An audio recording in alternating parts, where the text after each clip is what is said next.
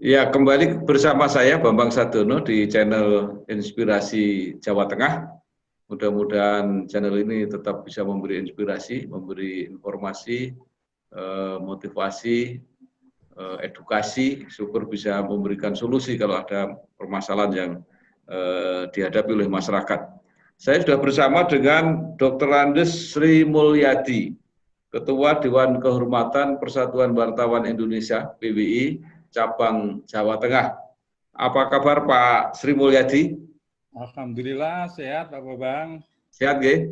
Nggih. Sehat. Ya. Pak Sri Mulyadi, akhir-akhir ini kan ada kontroversi mengenai maraknya judi togel di Jawa Tengah. Ya. Jadi 1-2 hari ini wartawan-wartawan di Blora ribut soal judi togel dan mereka lapor ke polisi. Kemudian saya juga wawancara dengan Ketua Pengurus Wilayah Muhammadiyah yang dia agak menyindir gitu, mengatakan ini kok teman-teman media kelihatannya tenang-tenang saja ya Pak, ini sudah marak di seluruh Jawa Tengah. Iya, memang tadi di lapangan masih berjalan tanpa pengurangan, masih malah makin marak saja. Di media juga kayaknya tidak banyak yang nyorot gitu, sehingga apa memang kita semakin permisif gitu ya? Semakin masa bodoh gitu. Kemudian saya tambah lagi, Pak Sri Mulyadi, ada wartawan yang saya kira sudah senior, anggota PWI yang memberi informasi kepada saya. Dia juga bertanya-tanya, ini teman-teman media kok kelihatannya nggak perhatian ya terhadap masalah yang digelisahkan oleh masyarakat. Nah, pertanyaannya adalah sekarang mungkin Mbah Mul bisa cerita apa yang sedang terjadi. Monggo silahkan Pak Sri Mulyadi. Ya begini Pak Bambang. Ya. Sebenarnya persoalan judi togel itu dari PWI sendiri itu memang beberapa waktu lalu itu pernah mendapatkan pengaduan dari anggota PWI. Ya. Nah, intinya si pengadu ini menyampaikan bahwa persoalan judi togel ini khususnya di Semarang itu memang menurut si pelapor itu tidak muncul di media itu karena ada sesuatu.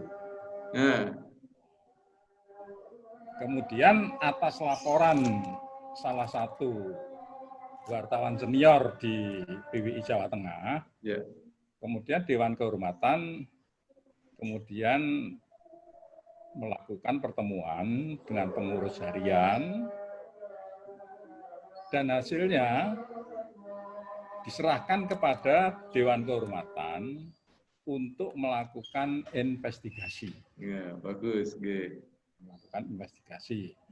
Karena memang ini menyangkut personil dari PWI, anggota PWI maksudnya ya. Jadi artinya begini, Pak Sri Mulyadi, jadi itu laporan dari anggota PWI dan ada yang dilaporkan juga anggota PWI gitu? Ya. Oh. Ya. Silakan. Ya, kemudian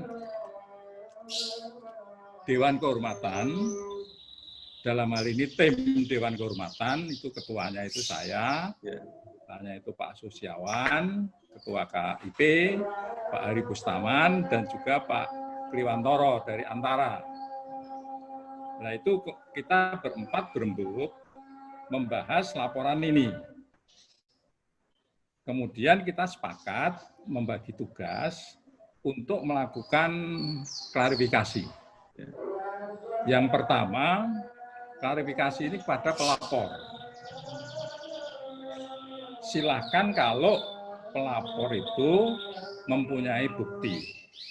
Saya DKP minta supaya si pelapor ini juga menunjukkan bukti. Jadi tidak hanya sekedar laporan. Nah, kemudian yang bertugas ini kebetulan Pak Kliwon, yang dari kantor Berita Antara. Nah, ternyata si pelapor ini merasa keberatan ketika diminta untuk menjadi, ya istilahnya itu menjadi saksi, atau kalau mungkin itu dipertemukan dengan si oknum ini, yang ya dia menyebut nama, tetapi Pak, saya nggak mungkin. Ya, Pak Sri, saya mau tanya dulu. Itu laporannya itu apa ya? Jadi yang si oknum itu dituduh apa? Laporannya itu isinya itu gini. Ada oknum wartawan yang katanya ini ya, lapor ya. Ini juga mengajak beberapa oknum wartawan juga. Kemudian mereka itu bersama-sama, istilahnya itu apa ya, bersepakat untuk tidak mempublikasikan persoalan judi ini, togel ini, gitu loh. Ya, ceritanya begitu. Nah, kemudian ya dia menyebut nama dan modus operandinya juga diceritakan lah. Cuma kebetulan modus operandinya itu yang disampaikan itu transaksi itu melalui rekening, sehingga DKP kesulitan untuk melakukan pelacaan, Pak Bambang. Harus pakai PPATK itu. Nah iya, makanya jadi nggak mungkin, makanya dalam hal ini ya PWI maupun termasuk Dewan Kehormatan dalam hal ini tidak bisa berbuat, ya sampai saat ini masih dalam proses lah, masih dalam proses investigasi. Tetapi untuk artinya itu merambah ke ranah media, tentu kami tidak punya kewenangan. Itu persoalannya di situ. Nah, kebetulan yang di Blora itu, kebetulan wartawan dan ketua PWI, dan kebetulan dia media dari media saya, jadi saya nggak keberatan. Jadi saya justru mendorong, oke lah kalau memang itu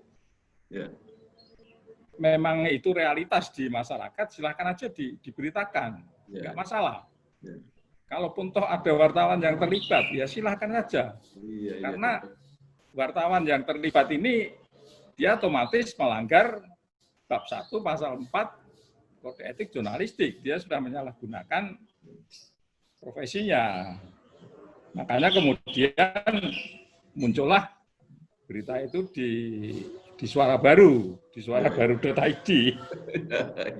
Ini anunya Pak Bambang, beritanya ini. Pak Sri, saya mau tanya, walaupun tidak bisa dilacak, tapi mungkin pelapor bisa memberikan indikasi. Itu sampai berapa itu transaksinya itu? Artinya wartawan itu bisa mendapat berapa? Karena saya dengar itu kayak rutin gitu, jadi bulanan gitu. Kalau si pelapor ini nggak menyebut nama, nggak menyebut jumlah. Oh, enggak. Iya Pak Bambang. Jadi apa yang diteorikan oleh Pak Dr. Andes Tafsir SAG Ketua PBI Muhammadiyah itu benar juga gitu. Jadi artinya kalau ada media kok tidak muat itu, ya ada kecurigaan medianya ini ikut. Nah ternyata faktanya memang dilaporkan ke PWI kan. Nah mungkin yang menarik ini, ditanya nggak Pak Sri Mulyadi yang lapor itu, kok kamu tahu dan kamu lapor, apakah kamu tidak ikut mendapat bagian, nggak gitu? Justru si pelapor ini gini Pak Bambang. Justru si pelapor ini dia mendapatkan bukti karena dia itu kebetulan diajak diajak untuk berkolaborasi. Ya. Berkolaborasi dalam arti negatif ya. Ya. Dia tidak setuju, dia tidak mau. Iya. Sehingga dia menyampaikan supaya persoalan ini diusut oleh PWI. Ya. Dan dikhawatirkan memang jangan-jangan nanti PWI Jawa Tengah ini ikut mendekengi gitu loh. Ya. Nah, dalam hal ini Ya. PWI cepat berbuat Ya. untuk melakukan pengusutan. Ya. Ya sebenarnya modus operandinya itu ya diceritakan cukup gamblang juga. Artinya itu ini yang sebagian melalui rekening, kemudian sebagian lagi melalui semacam apa ya, kurir gitulah, kurir kepada orang-orang tertentu. Ya. Namanya juga disebutkan, cuma kan dalam hal ini saya nggak mungkin. Ya. Mungkin menyebut itu ya. Oke. Itu sampai berapa banyak kira-kira Pak Sri Mulyadi yang terlibat? Kok sampai hampir semua media sepi-sepi gitu ya? Hampir semua kan nggak ada yang memuat itu. Itu yang dilaporkan itu berapa orang? Yang dilaporkan itu ya cuma ya media wartawan dari media-media yang ada di di Semarang. Yeah. Semarang tidak termasuk media-media yang kecil itulah. Yeah. Kira-kira berapa sampai berapa media, berapa orang gitu kira-kira Pak? Si pelapor ini nggak menyebut. Nggak menyebut ya? Itu cuma ada 3 atau 4 gitu loh. Ya, baik. Ya. Jadi karena ada fakta semacam ini bisa menimbulkan kecurigaan ya. Kalau yang nggak muat mungkin juga nggak terima apa-apa, tapi bisa dicurigai. Jadi jangan-jangan begitu kan? Ya, bisa jadi. Terus makanya pertanyaan saya begini Pak Sri Mulyadi. Terus apa yang sekarang akan dilakukan oleh PWI atau Dewan Kehormatan? Melihat situasi semacam ini, masyarakat sudah mulai curiga kepada media, kepada apalagi itu anggota PWI, dan tanda-tandanya juga ada karena di medianya nggak muncul. Apa yang akan dilakukan PWI, Pak Sri? Ya, kalau saya sebagai dari Dewan Kehormatan itu sesuai dengan tupoksinya, ya kita hanya istilahnya itu melakukan meningkatkan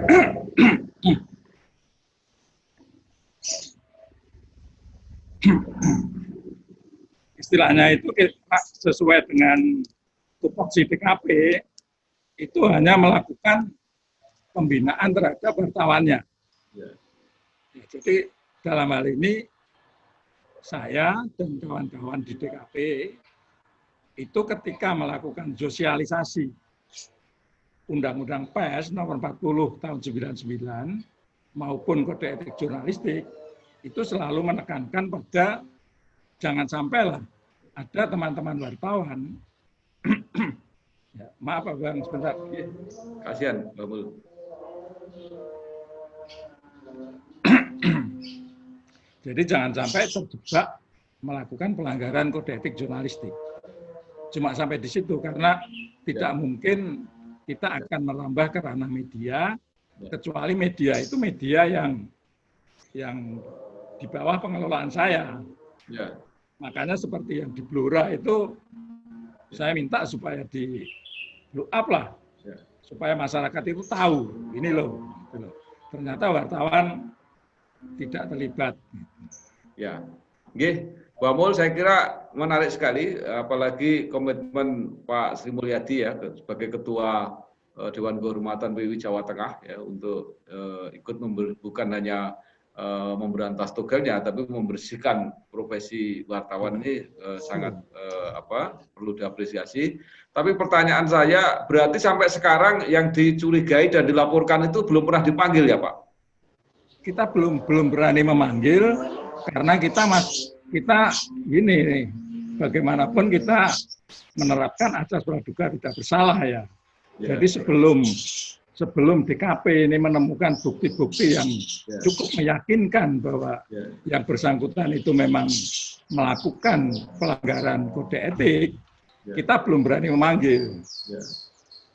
Soalnya kita tidak punya alasan, ini loh ada laporan menyebut nama saudara, nah kan kita nggak bisa.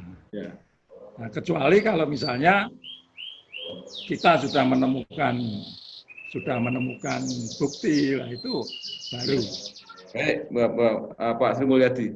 Jadi yang lapor kebetulan anggota PWI juga melaporkan anggota PWI. Ya. Kalau yang misalnya yang lapor itu anggota masyarakat gitu, dan masyarakat hanya melihat satu indikasi, tapi tidak mempunyai bukti, gitu, apakah sikap PWI atau Dewan Kehormatan PWI juga sama? Jadi nggak bisa berbuat apa-apa karena Anda nggak punya bukti. Gimana Pak Sri kalau ada kasus kayak begitu? Begini Pak Bambang, memang Dewan Kehormatan itu kan tidak hanya menerima pengaduan dari anggota, tetapi juga pengaduan dari masyarakat. Makanya ketika menerima pengaduan dari masyarakat, Dewan Kehormatan ini kemudian melakukan investigasi. Melakukan investigasi. Nah, kebetulan ini mohon maaf ya, kebetulan orang-orang yang kita duga terlibat dalam jaringan ini, ini kebetulan orang-orang ya dalam tanda kutip orang-orang yang nggak mungkin bisa ditembus oleh tangan-tangan DKP gitu. Jadi ada backing-backingnya gitu kira-kira, Pak Sri? Ada backing-backingnya, begitulah Pak Bapak. Backing-backing ini.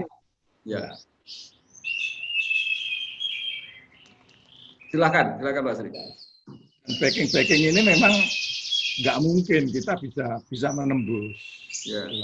Kita sudah berusaha mencoba melalui saluran-saluran tertentu ya, saluran-saluran tertentu, tetapi ternyata juga mentok juga. Artinya backingnya ini orang-orang media, orang-orang PWI atau di luar media, di luar PWI, Pak Sri? Di luar media, di luar PWI. Waduh, luar biasa kalau gitu sudah apa ya? Jadi apa itu oknum anggota PWI ini kalaupun toh benar dia hanya sebagai apa ya, sebagai alat lah. Hanya dijadikan alat untuk perjuangannya Pak Sri berat sekali kalau kayak gini situasinya. Nah, pertanyaannya kan begini, kalau itu anggota PWI dan apalagi sudah seperti itu, Pak Sri sendiri sudah mencurigai ada sindikat yang susah ditembus kayak begitu. Kemudian tidak terusut, tidak terselesaikan, kan itu mencoreng nama baik PWI. Apa solusinya Pak Sri? Gini, kalau dalam hal ini ya ini bukan persoalan, saya kira bukan persoal PWI ya, karena dia anggota organisasi. Tapi kan organisasi ini kewenangannya juga terbatas. Terbatas hanya kepada pembinaan dan ketaatan terhadap anggota. Nah, kalau anggota itu belum ada bukti melakukan pelanggaran terhadap kode etik jurnalistik, organisasi juga tidak bisa berbuat apa-apa. Nah, mestinya justru media-media ini ya artinya itu policy maker di masing-masing media itu justru yang harus peduli mestinya. Saya kira menarik ini Pak Sri. Jadi nanti kita tanya media atau medianya itu memang tidak tahu atau juga medianya ini tahu, kita kan juga belum tahu. Tapi maksudnya begini, apakah dengan begini berarti PWI nggak bisa menyelesaikan masalah? Dan kalau ada masalah, apa lebih baik diserahkan kepada aparat hukum, misalnya kepada kepolisian gitu. Jadi pelapor itu langsung melaporkan ke kepolisian biar mereka kan punya kewenangan untuk menangani persoalan-persoalan seperti itu. Sangat bisa, justru itu yang kita harapkan. Artinya itu kalau si pelapor itu mau menempuh jalur itu, Ya. maka Dewan Kehormatan akan mendampingi. Aduh. Akan mendampingi. Biasa, iya. Ya. Ya, terima kasih Pak Sri Mulyadi. Saya hanya ingin memberikan info. Saya baru saja ketemu dengan Kapolda Jawa Tengah, Pak Ahmad Lutfi, dan beliau menyatakan siap menyelesaikan masalah judi togel ini. Nah, nanti PBI tinggal menitipkan orang-orang yang dicurigai itu penertibannya seperti apa. Dan kalau tidak salah dalam waktu yang sangat dekat Polda mau membuat pernyataan lah, konferensi pers mengenai soal ini. Nah, mudah-mudahan teman-teman PBI nanti, terutama Pak Sri Mulyadi, Ketua Dewan Kehormatan PBI Jawa Tengah, diundang, jadi sehingga tahu persis, dan kalau mungkin ada hal yang perlu disampaikan, silahkan langsung disampaikan kepada Polda Jawa Tengah. Begitu Pak Sri ya? Ya, sangat terima kasih Pak Bambang.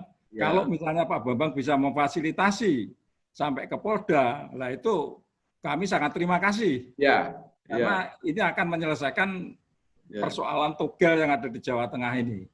Ya. Saya kira itulah, terima kasih lah. Ya. Saya juga terima kasih kepada PBI. Tadinya saya juga ragu-ragu ini posisi PBI di mana ini ada situasi kayak gini. Tetapi setelah ada penjelasan Pak Sri Mulyadi, saya kira menjadi clear.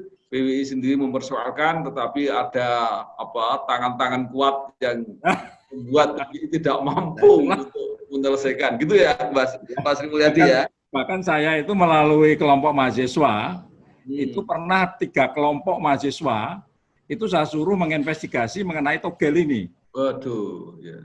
Pernah, dan ternyata persebarannya itu memang meluas sekali. Di Semarang khususnya. Semarang khususnya. Ya. Tetapi mereka kesulitan ketika akan melakukan konfirmasi. Iya. Iya. Baik, Pak Sri Mulyadi. Ya, Pak Bambang. Persoalan jelas. Jadi PBI tetap komitmen untuk membela kehormatan profesi, ya, menjaga organisasi. Cuma ada masalah-masalah yang tidak kuasa diatasi. Mari kita coba bantu dengan meminta pihak-pihak yang punya otoritas untuk menyelesaikan masalah itu. Saya terima kasih atas nama channel Inspirasi Jawa Tengah. Terima kasih kepada Pak Sri Mulyadi, terima kasih kepada PBI. Sampai ketemu lagi. Dan wassalamualaikum warahmatullahi wabarakatuh. Waalaikumsalam warahmatullahi wabarakatuh.